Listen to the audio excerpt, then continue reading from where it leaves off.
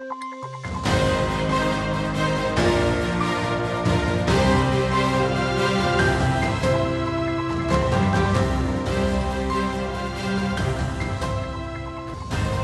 Monsieur, bonsoir. Ces dernières 24 heures, les pluies ont été violentes, soudaines et dévastatrices. Dans la province de Esfi, notamment, les intempéries ont provoqué des inondations et coûté plusieurs vies, Allah yarhamhum, poussant ainsi les autorités locales à suspendre les cours dans l'ensemble des établissements scolaires pour une durée de 3 jours. Ces intempéries d'une violence inhabituelle rappellent celles qui avaient frappé la ville espagnole de Valence l'année dernière, laissant elles aussi des quartiers sous l'eau et des familles endeuillées. À Esfi, comme ailleurs sur le pourtour méditerranéen, ces épisodes extrêmes interrogent. Sommes-nous réellement préparés à des chocs climatiques de plus en plus fréquents? Sur le terrain, pourtant, Esfi n'est pas à son premier épisode d'inondation, puisque la dernière fois, c'était il y a un siècle. Mais si la mémoire de l'humain fait parfois défaut, celle des Oued, dont celui de Cheba qui traverse la vieille ville de Esfi, ont une mémoire éternelle. Du coup, des écoles sont envahies par les eaux, des quartiers totalement isolés et des familles endeuillées. Et des questions tristement d'actualité. Pourquoi ces pluies ont-elles eu un tel impact? Les infrastructures urbaines sont-elles adaptées à des épisodes climatiques de plus en plus extrêmes? À Esfi, la priorité reste la sécurité, mais derrière la suspension des cours et les communiqués officiels, une réalité s'impose. Ces intempéries ne sont plus de simples accidents météorologiques. Elles posent, une fois de plus, la question de la prévention, de l'aménagement du territoire et de la capacité des politiques publiques à protéger notamment les plus vulnérables. Le parquet a ouvert une enquête pour déterminer les causes de cette tragédie et en attendant les résultats de cette enquête, ce soir, nous analysons la situation avec nos experts. D'abord, en termes de urbanisme, nous avons avec nous sur le plateau l'architecte et urbaniste Rachid Boufous, bonsoir. Bonsoir. Nous avons également avec nous sur le plateau toujours l'économiste spécialiste des politiques territoriales de développement, Tariq Ardine. Bonsoir. Bonsoir, Madame Hassan. Se joint à nous depuis Casablanca le professeur de climatologie à l'Université Hassan II de Casablanca, professeur Mohamed Saïd Qarrouk. Bonsoir et bienvenue à vous. Bonsoir Madame, bonsoir à tous mes collègues sur le plateau et loin, mais aussi à tous les téléspectateurs de Médéan TV. Et nous avons aussi avec nous depuis Casablanca le président de l'Association des enseignants des sciences de la vie et de la terre, professeur Abdrahim Qsiri. Bonsoir à vous aussi. Bonsoir. Bonsoir. Marhaba. Professeur Qarrouk, d'abord un mot sur l'intensité de ces pluies qui se sont donc abattues sur la province de Esfi ces dernières 24 heures. Alors, il s'agit dans le jargon scientifique, on appelle ça une goutte froide. Et la goutte froide, c'est une partie d'air froid qui est parvenue au Maroc via une vallée planétaire. La vallée planétaire, c'est une grande masse d'air froid qui pousse du nord vers le sud. Et une partie s'est détachée de cette grande masse et s'est introduite dans l'air chaud in situ au-dessus du Maroc. Et donc, il y a eu cette averse très énergétique qui a donné ce déluge parce que l'atmosphère marocaine a été pleine de vapeur d'eau en raison de la température élevée. Et ces types de situations se réalisent quand ces conditions se présentent. Ceci n'est pas nouveau, ça a été toujours le cas pendant les saisons, la saison transitoire de l'automne, mais aujourd'hui, il faut ajouter l'effet de réchauffement climatique qui fait qu'une augmentation de la température augmente beaucoup la vapeur dans l'atmosphère et donc le retour est très violent. Est-ce qu'on avait les signaux météorologiques, est-ce qu'on avait en amont les signaux météorologiques suffisants pour anticiper une crue aussi rapide, professeur Qarrouk? Alors, on pourrait faire des prédictions sur ça et même des prévisions, mais il est difficile de savoir où ça pourrait se passer. Et donc, l'intervention devrait se faire avant l'événement. La prévention se fera localement par les responsables locaux, je parle de tous les responsables, de voir quelle est la vulnérabilité du milieu, hein, pour que, au cas où des averses pareilles ou des risques pareils se présentent, on sait quoi faire, on sait où sont les gens les plus vulnérables et de quelle manière on peut agir, hein. Alors, de cette manière, l'intervention, la prédiction, même la prévision dans ce type de situation représente une sorte de difficulté, mais pédagogiquement, on peut se préparer, hein. Mais il y avait un bulletin d'alerte orange. Est-ce qu'un bulletin d'alerte, oui, comme celui qui a été publié à la veille de cet orage, est-ce qu'il reflète réellement la violence de ce phénomène? Il peut la refléter, mais ce n'est pas suffisant. Quand il y a une alerte, il faudrait que tout soit prêt, hein. C'est pas il ne faut pas attendre l'alerte pour se préparer. Après l'alerte, il faut agir, hein. Se préparer, il faut le faire à l'avance. Il faut présenter, avoir une idée claire sur la vulnérabilité de tout le milieu, la vulnérabilité humaine, la vulnérabilité des infrastructures, etc., etc., et se préparer à l'intervention. Alors, l'alerte à elle seule, il est nécessaire, merci à la Météo nationale, à tous les efforts qu'ils font, mais n'est pas suffisant. Il faut qu'il soit accompagné par des préparatifs à l'avance, hein. Et surtout maintenant, les choses les plus urgentes, je le dis, je le répète, il faudrait développer des refuges, hein, des abris pour sauver des vies, hein, pour qu'en situation de phénomène pareil, on peut au moins sauver des vies. Et puis l'infrastructure demandera du temps, demandera de l'argent et demandera la faisabilité aussi. Ça prendra du temps, mais la nature n'attend personne. Voilà. Professeur Kharouk, ce qui s'est passé à Esfi est-il comparable aux inondations, aux intempéries qui ont frappé la ville du sud de l'Espagne, Valence, l'année dernière, sur le plan du moins strictement météorologique? Sur le plan météorologique, ils se ressemblent, hein. Et ceci se présentait auparavant. On a vécu des situations pareilles depuis toujours. Mais aujourd'hui, que ce soit à Valence, que ce soit à Esfi, c'est l'infrastructure, hein, qui fait défaut, qui fait problème aujourd'hui.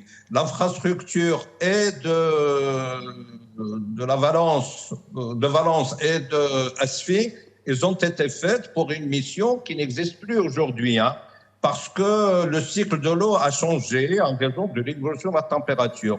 Et donc, la distribution aussi a changé. Ce sont de nouveaux problèmes qui doivent être gérés avec de nouvelles idées, de nouveaux outils. Alors maintenant, ce qui s'est passé à Safi, c'est la Médina, c'est l'ancienne Médina qui a été victime. Aujourd'hui, l'ancienne Médina, il faudrait qu'elle soit adaptée, il faudrait qu'il y ait une réhabilitation de toute cette infrastructure. Nous allons y venir, mais vraiment pour rester... Nous allons y venir, mais vraiment pour rester sur le volet purement météorologique, quand on parle de 80 mm en 48 heures, pour qu'on explique à nos téléspectateurs, est-ce que finalement ce n'est pas la conjonction d'une pluie intense, c'est-à-dire 80 mm, c'est beaucoup, et aussi sur une courte durée, qui a fait que cet épisode est particulièrement dangereux. Pour qu'on explique cela, professeur Kharouk, aux citoyens aussi, pour qu'ils comprennent qu'est-ce que c'est que 80 mm tombés en 48 heures.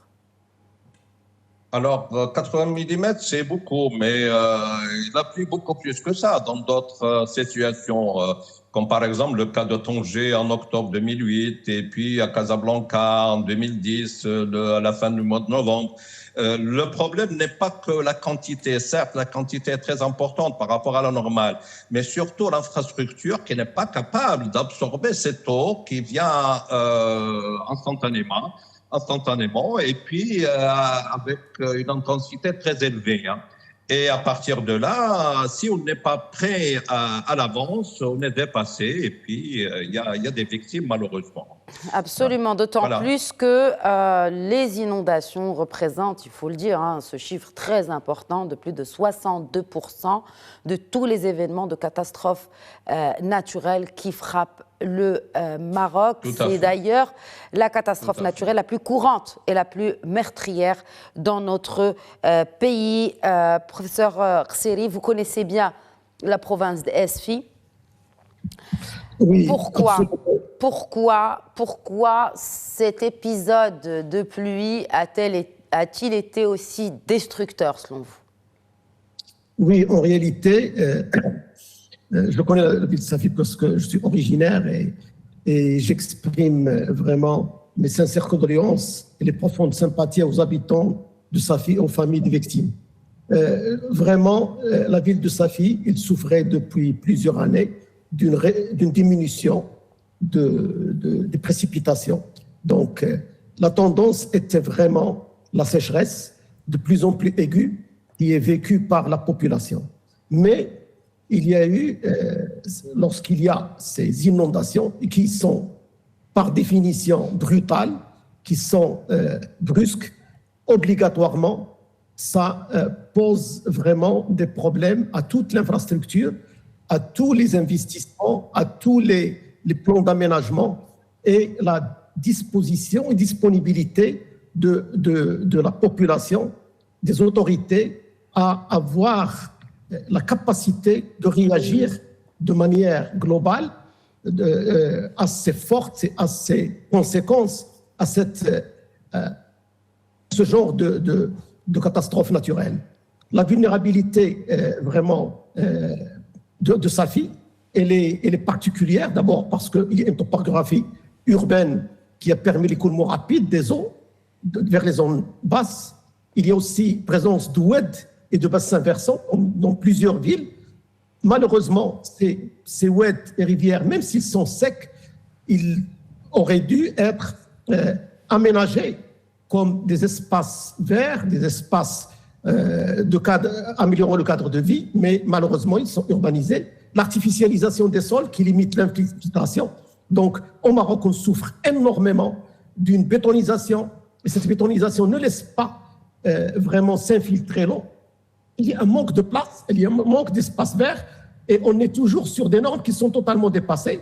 10 mètres carrés par habitant, on ne l'a jamais atteint, mais en réalité, elle est totalement insuffisante parce qu'auparavant, il y avait des habitats 1 ou 2 étages. Maintenant, avec l'habitat social, on le voit, des bâtiments où il y a 40 mètres, 60 mètres carrés par habitant. Les gens ont besoin d'espace pour la santé, pour la vie, mais aussi pour avoir la capacité de résister aux chaleurs, aux pics de chaleur qui sont très fréquentes à Safi, mais aussi aux inondations qui sont moins fréquentes, mais qui sont plus meurtrières.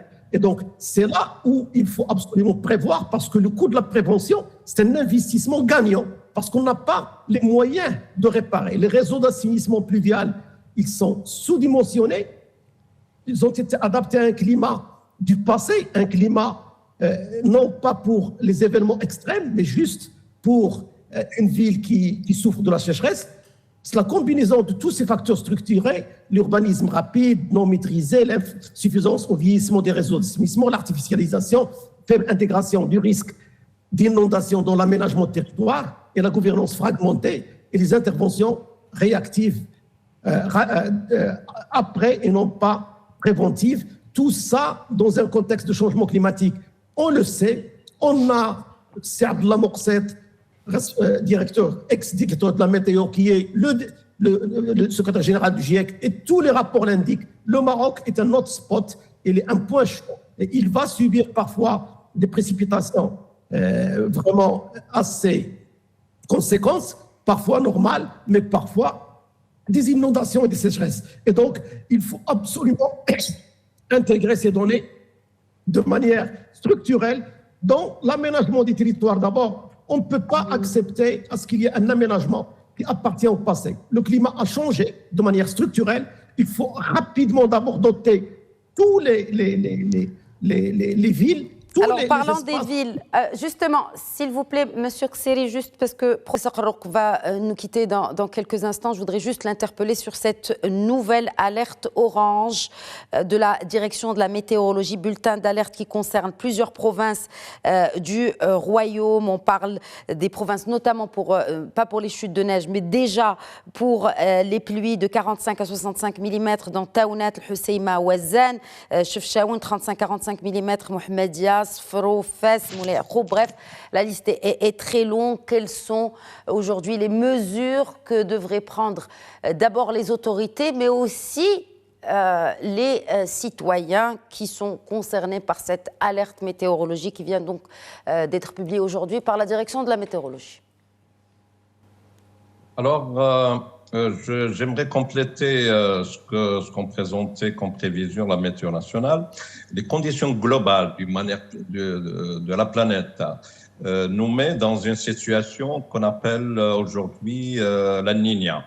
Et la Niña impose encore une oscillation régionale chez nous, en Atlantique nord-est, qui est l'oscillation nord-atlantique négative. Ceci permet à l'air froid de parvenir jusqu'à chez nous. Et ceci pour un bon moment. Hein. Et donc, ceci va se prolonger probablement, grand probablement, pendant la saison d'hiver et peut-être aussi pendant la saison du printemps. Et donc, il faut s'attendre à un retour important de la pluie, de la neige aussi, là où les conditions topographiques le permettent. Et à partir de là, une vigilance globale est présentée à tout le monde. Il faudrait aussi responsabiliser tous les citoyens et toutes les autorités aussi. Hein. Tout le monde est responsable aujourd'hui devant ce que nous vivons et devant ce que nous pourrons vivre dans des situations pareilles. Voilà. Merci. Merci beaucoup. Merci, professeur Khlank. Merci d'avoir été avec nous. Nous pouvons vous libérer parce que vous avez des engagements. Merci beaucoup d'avoir été avec nous, d'avoir expliqué la situation, du moins sur l'aspect purement météorologique. Donc, on l'a compris, ce sont principalement les quartiers populaires, dont cette Médina d'Esfi, qui sont les plus vulnérables et qui sont aussi livrés à l'habitat anarchique. Il faut le voir, n'est-ce pas, Rachid Boufous? On l'a vu sur ces images tristes qui nous sont parvenues de Esfi, des réseaux d'assainissement, on l'a vu, délabrés, des oueds relégués dans l'oubli, dans cette oued qui littéralement traverse la vieille ville, c'est l'oued de Chebban. Un mot, pourquoi il y a des... c'est là la question, Serseré évoquait que ça devait être des espaces verts. Pourquoi on construit encore à côté, aux abords d'oued, quand bien même ils sont asséchés depuis quelques années, depuis plusieurs années? Rachid Boufous. Écoutez, toutes les villes marocaines, historiquement, sont situées à côté de oued ou carrément sur des oueds. Hein, on prend Fès est traversé par un grand oued en son milieu. Quand vous prenez Rabat, quand vous prenez Casablanca, quand vous prenez Tanger, ils sont soit à proximité, soit traversés par des oueds. Donc, historiquement, les populations se mettent à côté de cours d'eau, ce qui est tout à fait logique. Maintenant, tant qu'on avait des tissus urbains anciens, type Médina, c'était assez maîtrisé. Quand on est passé à un système urbain qui était beaucoup plus dense, beaucoup plus étalé, notamment avec l'urbanisme moderne, le problème qu'il y a aujourd'hui, c'est l'imperméabilisation, l'imperméabilité des sols,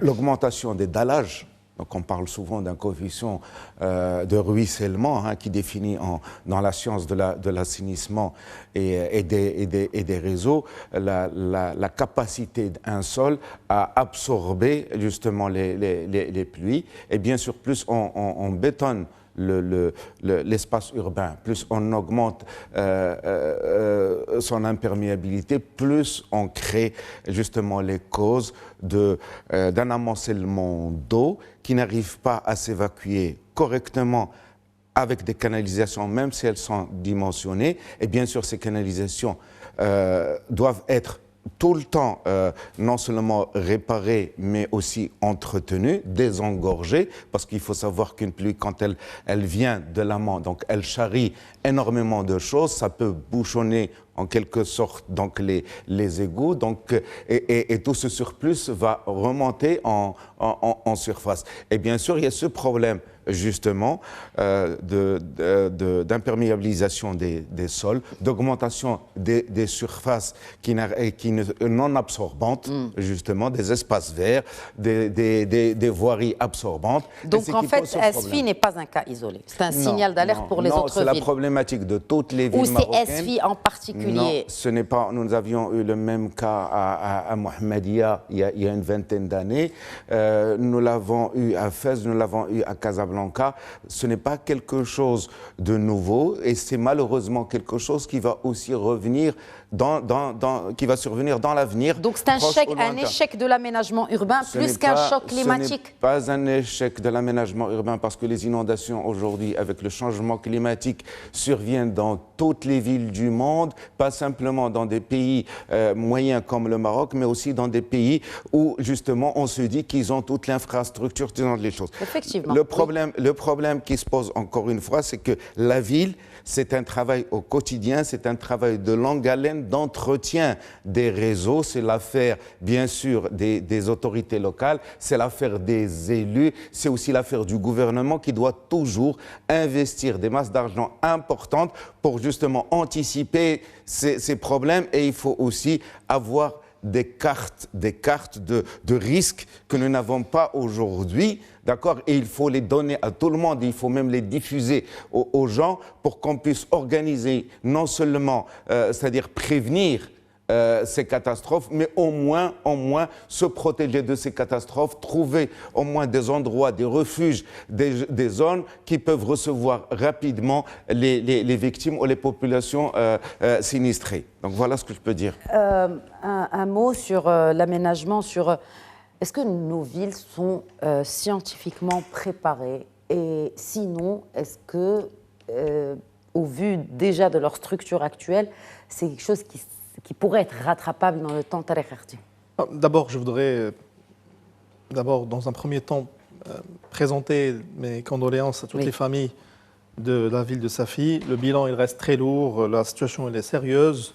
Et bien entendu, votre question va droit au but de la problématique aujourd'hui posée au niveau national. Nous avons un plan national, plan marocain contre les inondations, supervisé par le ministère de l'Équipement et de l'Eau. Aujourd'hui, sauf que la problématique, il est vraiment locale, territoriale. Oui. Et donc aujourd'hui, nous n'avons pas, malheureusement, un plan qui est opposable aux tierces. C'est opposable à tous les acteurs qui travaillent au niveau local. Nous n'avons pas un plan aujourd'hui qui est opposable. Sa portée juridique, elle reste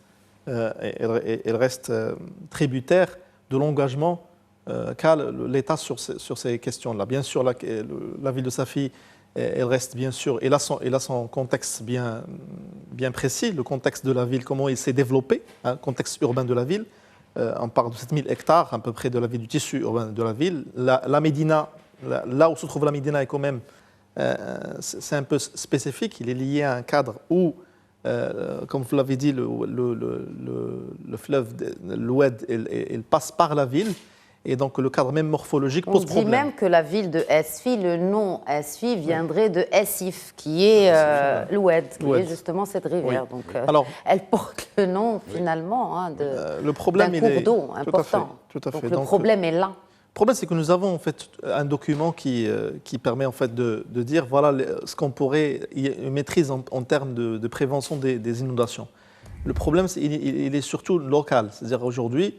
Si vous avez vu les images qui circulent aujourd'hui dans les réseaux sociaux, on montre que même en termes de secours, en termes de portage d'aide pour la Médina, vous savez, la Médina, elle a quand même le tissu de la Médina est très fragile en termes d'infrastructure.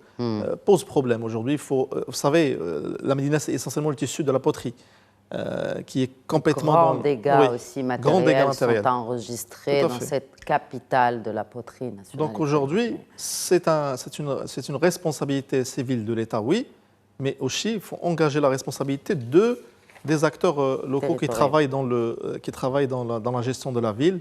Et connaît-il ce plan de l'inondation ? Certains habitants parlent d'un mur édifié le long du front de mer qui a été présenté il y a quelques mois à peine. Et on dit, selon les habitants, que cela aurait amplifié la catastrophe. Vous en dites quoi, Rachid Boufous? C'est un mur qui a été édifié, un mur en béton, qui a été édifié justement, qui a coûté quelque chose comme plus de 100 millions de dirhams, pour justement d'abord arrêter l'érosion des sols, mais aussi à stopper peut-être une catastrophe qui viendrait de la mer. Et selon les habitants d'Esfi, eh bien, ce mur aurait stoppé aussi le déversement des eaux vers l'océan. Vous en dites quoi en tant qu'urbaniste? Écoutez, d'abord, l'enquête diligentée par le parquet va déterminer est toujours justement en cours, les causes, absolument, a été les ouverte causes aujourd'hui. de ça. Si effectivement il y a eu ce mur qui a été construit sans prendre en compte l'amont justement de la Médina, donc ça pose un problème. Vous savez, quand il y a toujours des fleuves qui forment des estuaires, enfin qui sortent vers la mer, il y a aussi la contrainte de l'aval, c'est-à-dire aussi tout ce qui existe au bord de la mer, qui empêche justement cet écoulement vers l'océan, pose problème. Il y a aussi la question, une forte marée, par exemple, peut contraindre justement l'écoulement normal de l'eau vers l'océan et il peut y avoir un refoulement vers l'intérieur. Moi, ce que j'ai vu, c'est que c'était beaucoup plus de l'eau qui arrivait donc en amont, qui est montée très vite, d'accord, à plus de 3 mètres, si on voit la porte de la Médina qui était complètement submergée. Ça veut dire qu'il y a eu à un moment donné donc de fortes précipitations avec très peu de possibilités donc d'infiltration dans les sols ou que l'eau s'est effectivement regroupée sous forme d'une grande sagia, en quelque sorte. Il y a eu des constructions tout autour, donc avec une forte imperméabilisation des sols. Toute l'eau, donc, s'est agglutinée, est arrivée vraiment en masse et que les gens de la Médina n'ont pas pu et n'auraient jamais pu échapper justement à la catastrophe parce que vous imaginez tout ce cours d'eau qui arrive d'un coup et qui empêche justement les gens de fuir.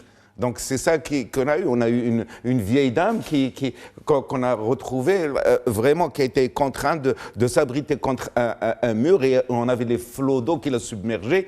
Donc c'est quelque chose d'assez dramatique. Maintenant, il faut que la multiplicité de ces inondations qui reviennent d'année en année, qui reviennent tous les 10 ans, tous les 100 ans, etc., avec tout ce travail scientifique que nous avons, que nous connaissons, etc., il faut absolument redimensionner tout le réseau d'assainissement, surtout d'évacuation dans les grandes villes susceptibles de connaître ces inondations ou qui sont proches de grands cours d'eau. Il faut refaire les travaux d'assainissement, accentuer la perméabilisation des sols, changer peut-être aussi. Il faut enlever les maisons, il faut enlever les tessariyettes, parce qu'on l'a vu, hein, ce sont des petits commerces qui ont été submergés par les eaux. Les gens qui voulaient même, Allah yarhamhum, garder leur commerce et ce qu'il y avait dedans ont été inondés et ont perdu la vie.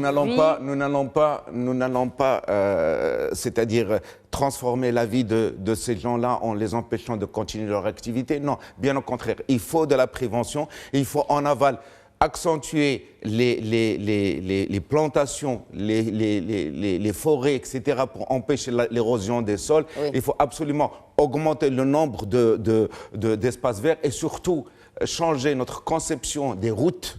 D'accord ? Faire des routes perméables, des routes drainantes, des trottoirs aussi qui permettent l'infiltration des eaux pour qu'il n'y ait pas formation justement de cette force hydrologique qui vient comme ça et qui ne donne plus aucune chance aux gens d'échapper à la catastrophe. Je voudrais dire l'Oued, vous savez, il ne perd pas sa route, il connaît sa route. Donc c'est un problème de glissement du tissu urbain de la vieille Médina. Vous savez qu'il y a un glissement de ce tissu-là, c'est-à-dire qu'il y a un changement des lieux, des espaces où s'organiser l'activité commerciale et artisanale de la ville. Il y a un problème sérieux. Il faut à présent, ce que vous dites, c'est conditionner l'investissement urbain aux aléas météorologiques. La clé, c'est un document d'urbanisme qui est le plan d'aménagement, qui normalement doit intégrer la notion du risque dans la manière de penser en fait les fonctions de la ville. Parce qu'aujourd'hui, la fonction de la Médina là, elle a changé. C'est-à-dire que la Médina ne se trouvait pas dans cet espace-là. Donc il y a un glissement en fait de ce tissu-là à cause bien sûr des autorisations qu'on donnait pour organiser ce tissu-là. Oui. Donc en fait c'est un problème effectivement juridique parce que le plan d'aménagement il est opposable. Donc c'est une responsabilité bien sûr de tous les acteurs qui interviennent dans ce plan d'aménagement. Et puis il y a une question qui est fondamentale sur laquelle on est resté très théorique, notamment comment en fait on aménage ces espaces-là. Aujourd'hui, vous savez, il y a des pentes qui ne sont pas bien organisées. Tout cela parce qu'on a intégré dans la réflexion... Il y a de l'anarchique aussi. On a vu, oui. on a vu l'état des constructions. Ce n'est pas vraiment bien sûr, tout le dans les bâti à normes. refaire. Je veux dire, je parle surtout des images qui nous viennent de la Médina. On a vu les états des échoppes, des petits commerces. Elles ne répondent, je pense, à aucune des normes Il n'y a pas de système de drainage urbain aussi durable. C'est un système de drainage de l'eau. Un système de drainage Ce sont les réseaux d'assainissement. Oui. Parce que c'est une doléance des habitants de la ville de Esfi. Oui. Il y a un problème d'assainissement avant même qu'il y ait ces crues. Oui, tout à fait. En tout cas, n'oubliez pas que Safi est resté dans cette politique territoriale, est resté très en marge des politiques territoriales de la région de Marrakech-Safi. Pourquoi ? La manière avec laquelle nous avons conçu l'aménagement territoire, c'est de penser les deux pôles, pôle Marrakech et pôle Safi. Tout à fait. Safi a été l'oublié de ces politiques de développement ces 2 dernières décennies. Et on a aujourd'hui les conséquences de cet oublié de développement territorial. Aujourd'hui, il est inconcevable de dire que nous n'avons pas un plan nous n'avons même pas un plan de prévention des risques contre les inondations. C'est inconcevable pour ces villes-là. On sait très bien qu'ils restent fragiles par rapport aux politiques territoriales du pays. C'est décevant de voir qu'aujourd'hui, on est encore en train de perdre des vies à cause d'un manque de prise en compte de ces schémas-là, dont l'opposabilité incombe d'abord à l'État, mais également aux autorités territoriales. La ville de Valence, j'en parlais tout à l'heure, cette ville espagnole qui a connu aussi des inondations qui ont coûté la vie à des dizaines de personnes, Abdrahim Qseri, ils ont revu leur politique d'alerte et aussi d'aménagement pour faire face à de potentiels épisodes futurs de crues comme celles qui ont donc ravagé cette ville. Est-ce que c'est quelque chose que le Maroc devrait prendre en considération pour le reste des villes du littoral ou pas, en tout cas des villes où il y a un risque de futures inondations? Si oui, comment? Oui, en réalité, ce que vous dites, c'est que on est dans une situation où les risques sont devenus une réalité de tous les jours et où la fréquence ne peut qu'augmenter et l'intensité et les dégâts ne peuvent qu'augmenter. Donc, agir de manière forte, oui, au moment avant, au moment et après. Et pourquoi il faut agir? D'abord, avant la prévention, quel que soit le coût de la prévention, elle reste la manière la plus optimisée du point de vue financier pour avoir le moins de dégâts et pour avoir la capacité de supporter les financements dont on n'a pas les moyens actuellement au Maroc. Mais on a un fonds, nous avons mis en place un fonds contre les catastrophes naturelles. Est-ce que vous pensez que ce qui s'est passé à Esfi, c'est un point très important, professeur Qseri, merci de l'avoir soulevé. Est-ce que vous pensez qu'il faut activer ce fonds pour répondre aussi aux doléances de ceux qui n'ont pas perdu peut-être la vie, qui sont toujours en vie, mais qui ont tout perdu à Esfi aujourd'hui? Oui, vous avez totalement raison. On a un fonds de solidarité contre les catastrophes naturelles et ce fonds-là, c'est un fonds public principalement et donc les moyens qui existent, il a été créé avec un projet de l'OCDE qui vient de se terminer, mais maintenant ces moyens, vraiment, il y a une avancée, il y a eu des commissions au niveau national, au niveau territorial, mais il y a aussi des appels à projets pour impliquer les communes et surtout impliquer la société civile aussi pour intervenir sur la prévention, mais tout ça, ça reste vraiment très insuffisant par rapport aux risques réels et par rapport aux dégâts. Et donc, mais surtout, sur les dégâts, qui va rembourser les gens qui ont tout perdu? Oui, pour parler concret, d'abord, voilà, exactement. Qui a la responsabilité de ces victimes? En réalité, c'est ce fonds, mais l'indemnisation reste très limitée au Maroc et aussi parfois assez tardive.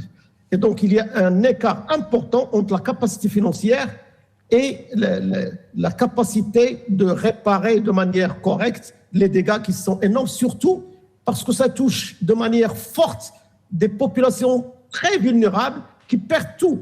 Et ils ne perdent pas uniquement les habitations, ils ne perdent pas des vies, mais ils perdent parfois l'emploi, de manière temporaire, parfois de manière définitive. Et tout ça, ça fait que la capacité de réagir de l'État, on l'a vu avec l'Houz, il y a encore des gens qui sont en train d'essayer de reconstruire leur habitat après plus d'une année et demie. Donc, on a un système qui est devenu amélioré, mais il est totalement insuffisant face à la force, l'intensité et la fréquence. Et il ne faut pas se dire, parce qu'à chaque fois qu'il y a eu des dégâts, on se concentre sur les dégâts pour régler ce problème et on oublie ce qui va venir après. Et donc là, je crois, lorsqu'il y a une ouverture avec le procureur d'une affaire pour voir les responsabilités, là, c'est un signal très fort à toutes les collectivités pour dire ce n'est plus uniquement une question c'est-à-dire des précipitations, c'est Dieu qui nous a envoyé telle précipitation. Non, ce sont des responsabilités. Ça commence toujours au Maroc par l'aménagement du territoire. Il y a des plans d'aménagement qui sont trop lourds et qui demandent beaucoup de temps et difficiles à changer. Et deuxième chose, leurs normes sont totalement dépassées, que ce soit pour donner les espaces de vie et les espaces d'infiltration de l'eau, mais aussi pour l'économie, parce que l'espace vert, ça permet d'améliorer tout ce qui est économique face, que ce soit restauration, café, etc. Tout ça, on est totalement dépassé et ça commence par l'aménagement qui n'est pas généralisé. Il y a des zones encore dans les oasis et partout dans les zones de montagne où il y a ces fréquences énormes, où ils n'ont pas de plan, ils n'ont pas besoin d'autorisation pour construire. Et sur des ravins, et ce qui s'est passé à Tata, on se rappelle, il y a des gens qui se sont dit dans leur maison, mais leur maison, elle est dans le lit de l'Oued, ils ont été emportés. Donc, on a une législation, il faut absolument revoir ça. Et moi, je crois que déjà une initiative royale comme celle qui a été dernièrement faite pour une journée nationale sur la lutte contre les catastrophes naturelles, ce n'est pas la journée qui importe, mais c'est les préparatifs avant, les débats et aussi la cartographie. Comme ça, on se fixe. À chaque année, on prépare et on discute dans toutes les communes, dans toutes les régions, quelles sont les zones à risque, quelles sont les dispositions à faire, et ça doit embarquer tout le monde. Parce que l'un des grands problèmes qu'on a, on a des interventions en force de l'État, avec l'armée, avec tout, mais dans tous ces systèmes de prévention de risques, de gestion des risques, dans ces systèmes, les premières minutes au moment des dégâts, ils sont capitales pour sauver les vies. Exact. On passe quelques minutes, et d'ailleurs, il y a une échelle qui parle de 10 minutes, puis de 20 minutes, 30 minutes, 2 heures, 6 heures. Et dans cette échelle, le plus important, ce sont ces minutes. Et c'est pour ces minutes, c'est la collectivité, la population. Il doit y avoir formation de volontaires, il doit y avoir des exercices avec les enfants, avec la population. Et ça, une journée, si on la fixe, ça va permettre vraiment de mobiliser tout le monde, de faire les exercices et parler de manière audacieuse. Si on a des difficultés, il faut intervenir. L'État doit sauver des vies et parfois intervenir pour changer les habitats obligatoirement et non pas, comme ça a été dit aussi, les zones à risque doivent être opposables. Personne ne peut construire. Et si c'est déjà construit, il faut les sauver maintenant, avant les catastrophes. On n'a pas de plan. Très bien, professeur Serissi, je me permets de vous interrompre. Merci de rappeler cette initiative lancée en mai dernier par Sa Majesté le Roi Mohamed VI, ce programme national pour construire 12 plateformes régionales de réserve de première nécessité, dont une pilote ici près de Rabat, afin d'améliorer la réponse justement aux catastrophes naturelles et industrielles. Un projet stratégique doté d'une enveloppe de 7 milliards de dirhams qui inclut entrepôts, héliports, stocks d'urgence et qui renforce la résilience du Maroc face aux crises, notamment climatiques. Tariq Khardim, un commentaire par rapport à ce qu'évoquait tout à l'heure c'est Abdelrahim Khseri, par rapport, avant la réponse déjà, la prévention, et par rapport à ces plans d'aménagement Et bien sûr, l'enquête a été ouverte par le parquet judiciaire, mais qu'est-ce qu'il faut attendre aujourd'hui des autorités locales pour mieux répondre à ce genre d'épisodes tragiques qui ne touchent pas que les villes du littoral. Il y a aussi la ville de Rachidia dans le Tefilel qui a été frappée. Tata, c'est l'année dernière aussi. Oui. Donc beaucoup d'épisodes qui nous interpellent sur la réactivité des autorités, mais à commencer au niveau territorial et au niveau de l'aménagement. Moi, je voudrais dire un mot avec un grand thème oui. pour dire à qui incombe la responsabilité. Oui. La responsabilité civile, éthique et éthique incombe à l'État. Pourquoi je dis ça? Parce que en 2016, si je ne me trompe pas, on a créé au ministère de l'Intérieur une direction générale de la gestion des risques, chargée de la gestion des risques. Donc la responsabilité, effectivement, elle est aux autorités désignées, compte tenu des limites dont aujourd'hui les autorités élues peuvent partager leur combat et peuvent aller davantage chercher, négocier sur le plan local et proposer pour faire face à ce genre d'inondations qui peuvent arriver, même pendant l'été d'ailleurs, et pendant l'année. Donc la responsabilité civile, elle est de l'État, effectivement, mais il faut rappeler qu'aujourd'hui, en termes d'aménagement, là, il faut sortir en fait, de ce clivage responsabilité partagée. Parce qu'on fait diluer en fait, les responsabilités. Une fois l'affaire est passée, on ne revient pas. Parce que la responsabilité, elle doit être désignée en fonction, bien sûr, des attributions de chaque entité administrative et politique.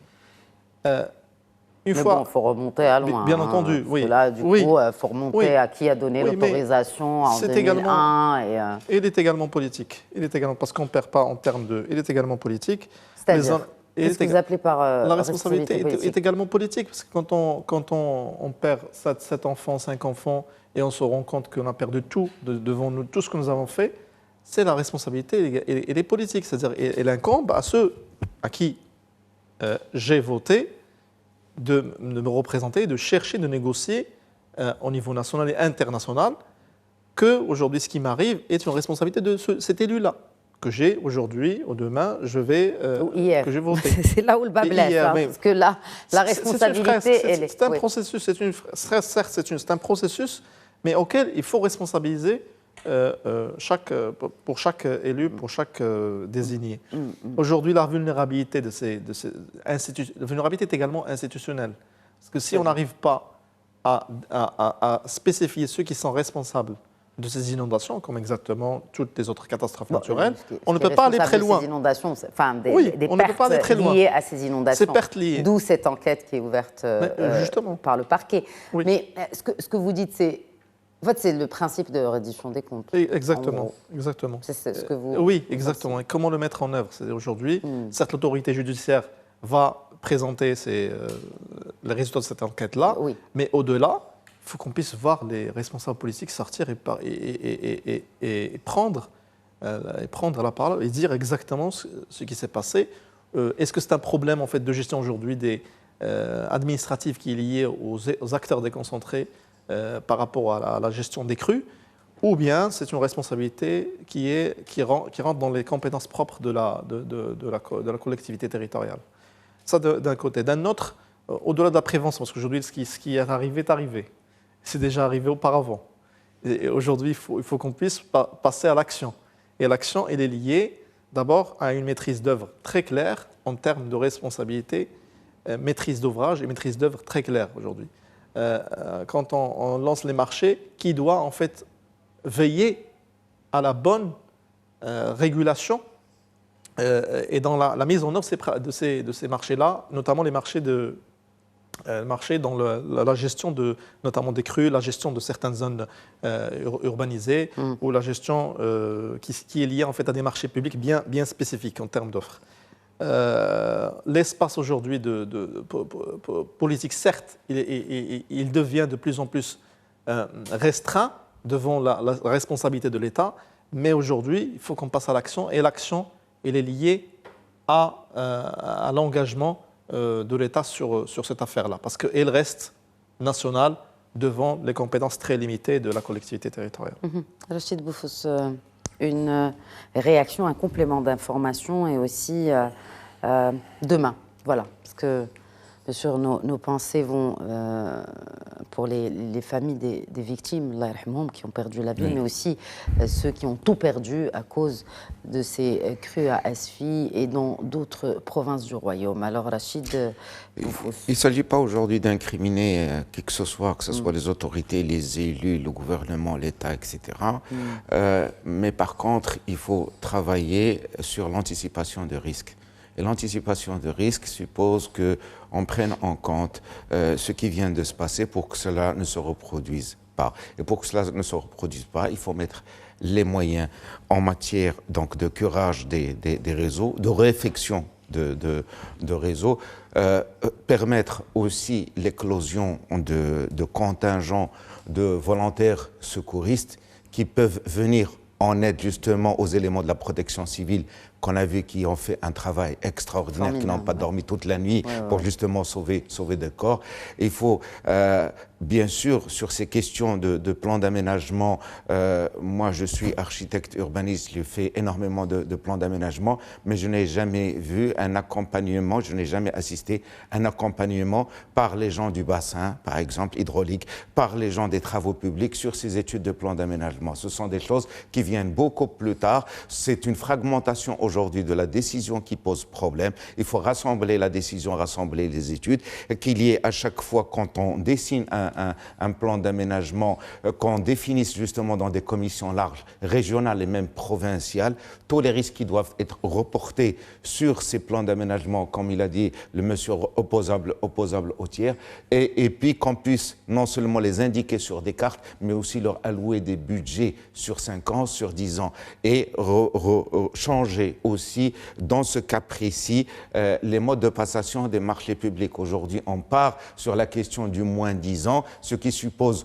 souvent de la mauvaise qualité en arrivant. Il faut peut-être encourager le mieux 10 ans, technique, permettre aujourd'hui de surpayer l'infrastructure, mais avoir au moins une structure qui est réellement dimensionnée et qui puisse résister. Je vous donne par exemple des exemples, ne serait-ce que l'eau potable. On sait très bien que plus de 30% de la cubature qui va dans les canalisations n'arrive jamais au client final de par la vétusté justement des canalisations. La même chose pour l'assainissement aussi. Il faut généraliser bien sûr les stations d'épuration dans toutes les villes. Donc il y a un gros travail justement d'investissement en infrastructure. Nous sommes capables de le faire. Nous avons les gens pour le faire. Nous avons les ingénieurs pour le faire. D'accord ? Il faut juste une volonté au plus haut niveau, qu'on prenne vraiment en charge ce changement dramatique du climat au Maroc, mais aussi dans le monde, et aussi avec ses répercussions sur le Maroc, et injecter plus d'argent justement pour éviter que ce genre de catastrophe puisse survenir. Donc ce n'est pas la responsabilité d'un tel ou d'un tel, c'est une responsabilité collective, d'accord, pour justement poser les fondements d'un... Responsabilité collective, il faut aussi mettre tous ces efforts en musique, c'est-à-dire quand vous parlez du ministère de l'équipement et de l'eau, on a le ministère bien évidemment de l'Intérieur, on a aussi les collectivités territoriales, etc. Mais il faut que ces comités... Il faut qu'il y ait des comités. Ce plan d'aménagement, il faut qu'il y ait un consensus entre tous ces acteurs. Dans les faits aujourd'hui, il existe, mais il existe en aval. En aval, oui. Mais pas en amont. Oui. Moi, ce que je demande, quand moi je dessine en tant qu'urbaniste un plan d'aménagement, c'est à ce moment-là, avec les experts que j'engage justement pour faire l'étude d'anticipation, que j'ai aussi un répondant des administrations en amont de l'étude, et pas en aval. Donc c'est ça le... C'est le même problème, c'est-à-dire celui de la convergence, c'est-à-dire qui doit piloter. On a un problème de pilotage aujourd'hui sur ce projet-là. Pour la question du pilotage, je sais très bien que dans les provinces, il y a des comités de risque qui se réunissent, etc. Il faut y associer la société civile, il faut y associer donc les élus, bien sûr, que ce ne soit pas juste des comités où il n'y a que les éléments de la sécurité, enfin de la prévention, mais il faut qu'il y ait la société représentée dans ces choses-là. Et puis, à moyen et à long terme, réfléchir aussi ce que nous avons fait en amont de tous ces bassins, c'est-à-dire nous avons accentué le défrichage des terres, nous avons enlevé les arbres. C'était le constat diagnostique avec lequel on a commencé. Tous ces problèmes d'érosion ont un impact. Donc c'est une politique générale, c'est une vision générale, et pour avoir l'anticipation, il faut mettre les moyens dès maintenant. Moi, je ne suis pas d'accord sur l'idée de la responsabilité collective. Il faut associer la responsabilité aux actions des acteurs selon leur attribution. Très bien. Parce qu'elle va diluer encore en fait, le fait que personne n'est responsable. Finalement, dans la responsabilité collective, personne n'est responsable et tout le monde est responsable. Ah, on n'est pas obligé d'être d'accord. On n'est pas obligé d'être d'accord, mais c'est un avis que nous respectons. Et un mot de la fin, Abdelrahim Qseri, vraiment en moins d'une minute, sur peut-être aussi la nécessité de mettre en place un modèle d'alerte SMS, comme ce qui s'est fait à Valence, pour faire peut-être face et anticiper ce genre de tragédie pour qu'il y ait moins de pertes humaines que ce qu'on a vécu à Esfi.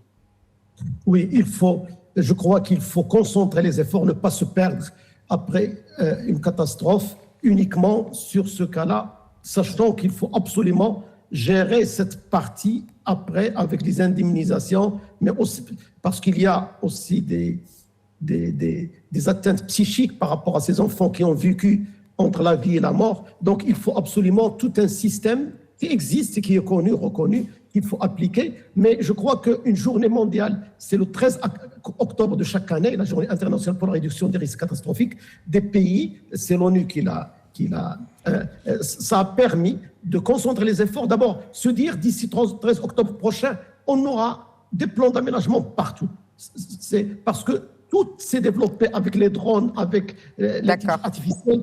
On n'a plus cette... Il faut former des jeunes volontaires au niveau locaux de prévention des risques. Parce qu'au niveau local, que tout se passe rapidement. Et ce réseau doit être reconnu par les autorités. Et aussi, il doit jouer un rôle clé dans l'exercice d'évacuation, dans la formation des simulations d'inondation, avec la protection civile qui reste toujours insuffisante et incapable de réagir. Et donc, c'est tout un système qu'il faut lancer. Et je crois qu'on a les moyens, et surtout qu'on est devant un risque et des crises qui sont de fréquence et d'intensité de plus en plus élevées. Merci. Merci à vous, Abdelrahim Qseri. Merci d'avoir été avec nous. Merci. Je réitère mes remerciements à mes deux invités sur le plateau. Tariq Ardim, encore une fois, merci d'avoir enrichi le débat ce soir. Merci à vous. Merci à vous aussi, Rachid Boufous. Voilà, donc c'est la fin de cet épisode de Questions d'actu. Soyez prudents et notamment après ce bulletin d'alerte publié aujourd'hui par la Direction nationale de la météorologie. Soyez prudents, ne prenez pas de risques, notamment sur les régions qui connaîtront de fortes pluies, mais aussi de fortes chutes des neiges. Hafidhakum Allah. Sur ce, je vous souhaite aussi une bonne soirée.